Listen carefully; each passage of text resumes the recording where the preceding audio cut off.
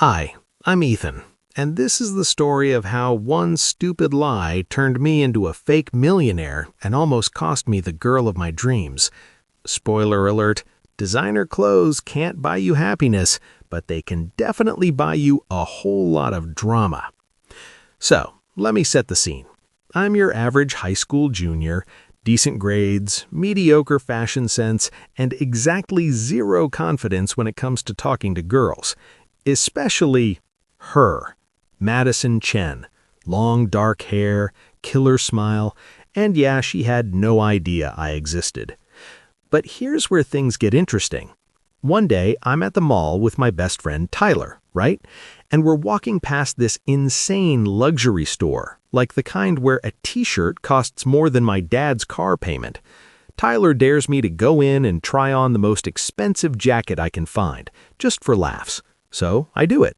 I put on this ridiculous $3,000 leather jacket, and I'm taking stupid selfies in the mirror, feeling like a wannabe influencer. And that's when I hear it. Ethan? I turn around, and there's Madison. Madison! Shopping in the same store. My brain literally short-circuits. Oh, hey, I say, trying to play it cool while wearing a jacket that costs more than my entire wardrobe combined. She looks at the jacket, then at me, and her eyes get all wide. Wow, I didn't know you were into designer stuff.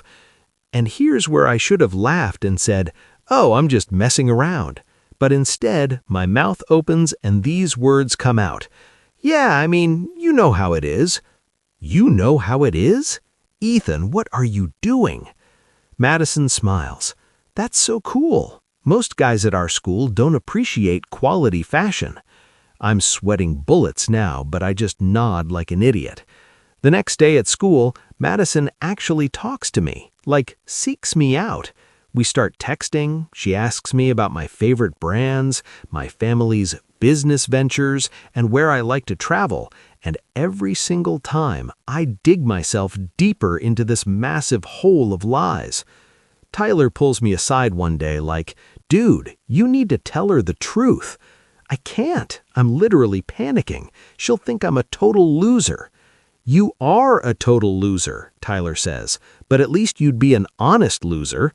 But I don't listen. Instead, I borrow my cousin's BMW for our first date.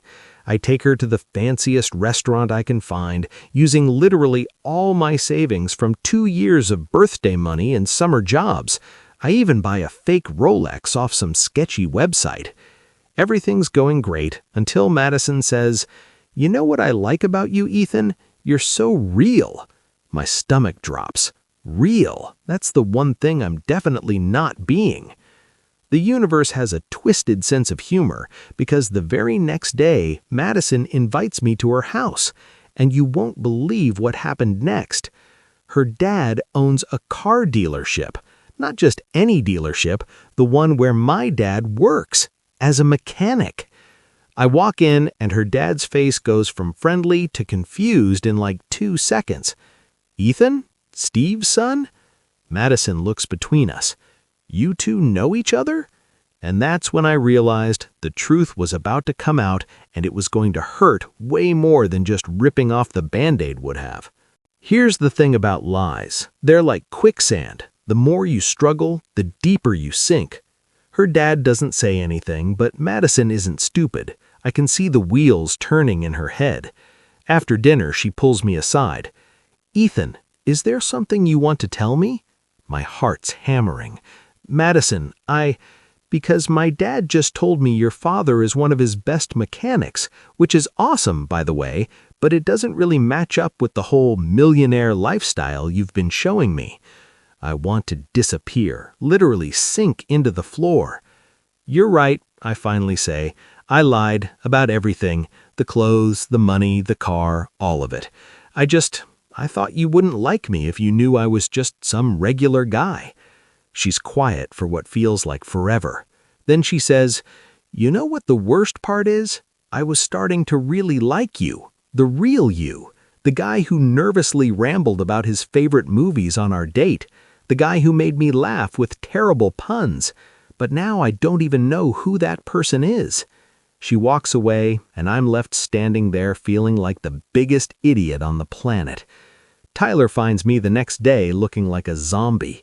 So, I'm guessing it went badly? She hates me, I mumble. What are you gonna do? And that's when something clicks. I'm gonna tell her the actual truth, not the fake millionaire version, the real, embarrassing, honest truth. I write Madison this long text message. I tell her everything, how insecure I felt, how I panicked in that store, how every lie made me feel worse, but I was too scared to come clean. I apologize for wasting her time and for being a coward. She doesn't respond for 2 whole days, longest 2 days of my life. Then she shows up at my locker. My dad's car dealership is having a charity car wash this weekend. I thought maybe you could help out, since you probably know your way around cars. I blink. Are you giving me a second chance? I'm giving the real Ethan a first chance, the one who's honest, even when it's embarrassing. That guy seems pretty cool.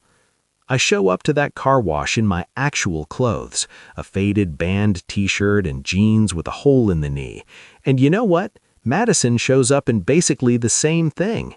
We spend the whole day scrubbing cars, getting soaked, and actually talking, real talking, about our families, our dreams, our fears.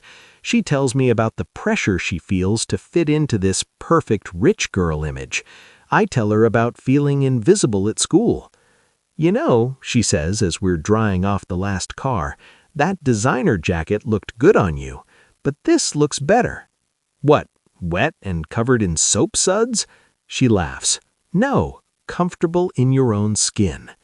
Looking back now, I should have just been myself from the start, but maybe I needed to pretend to be someone else to figure out who I actually was. The real Ethan isn't a millionaire. He's just a guy with a good heart, terrible fashion sense, and a crush on a girl who turned out to be so much more than her designer handbags. We're not dating or anything, not yet anyway, but we're friends, real friends, and honestly, that feels like winning the lottery. Turns out the best version of yourself doesn't cost $3,000. It's actually free. Who knew?